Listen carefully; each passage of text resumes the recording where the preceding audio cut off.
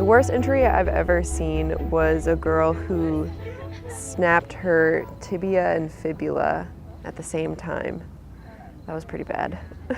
A girl virtually broke her neck and was airlifted off a field. It was actually at a Furies Rugby when I was in college.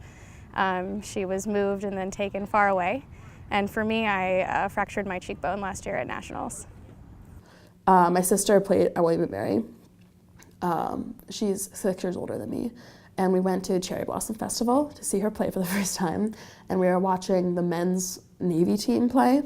And I saw a prop, I think, go in for like a really hard hit, and he split his forehead open. And he came off the field and bled some. And the coach looks down at his head and goes, "I think we're gonna need staples." And I was like, "Oh, wow, that's bad. Like, they're gonna go to the hospital." The coach calls. He goes, "Oh, bring the staple gun over." And he just takes the staple gun, staples the forehead, wraps some gauze around it, puts a scrum cap on, and he goes back in the game. And I was like, this is barbaric.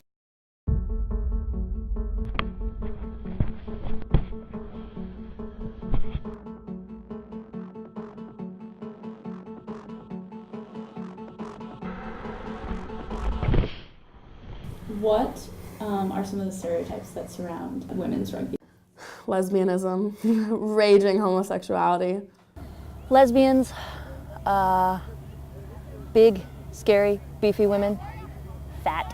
Fat is a pejorative, not fat as a compliment. I think toughness is usually something associated as like a masculine trait, so in that way they're probably viewed as a little bit more masculine. I think there's a general bias that women rugby players are homosexuals, and that like all we want to do is just, I don't know, be around girls and like hit girls all the time. Virtually on the whole, you're not going to find someone without a lesbian, without a butch girl, without a bigger girl, and that's part of the problem and also the point. Like, we're a diverse group of people who coalesce around a sport that we love. One of the problems that I've seen is when you tell someone you play rugby, they look at you and go, "Rugby's so violent." And it's the stereotype that women are not capable of violence. Please.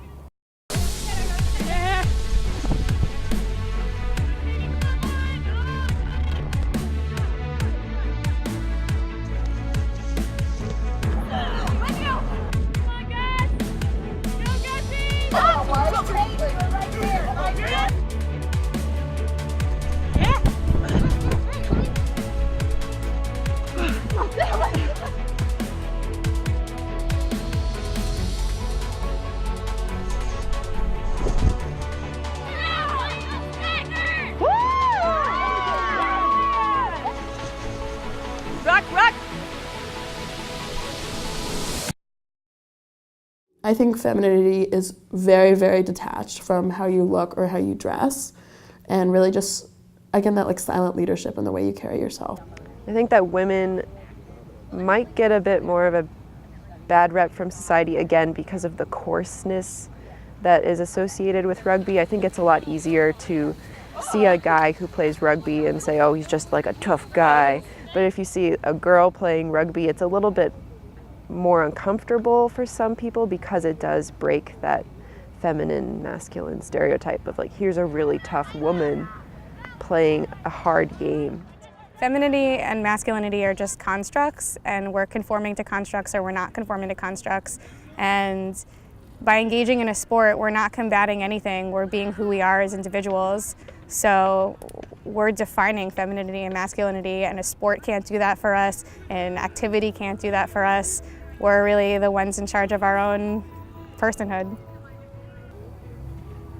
I think a lot of those problems come from our own internalized sexism and our own internalized misogyny, because women are told that we shouldn't do these things because they're rough or it hurts people or it's unbecoming. And a lot of the challenges are discarding the societal and cultural notions that we are given by other people. Because at the end of the day, everybody has their own opinion, but the only one that matters is yours.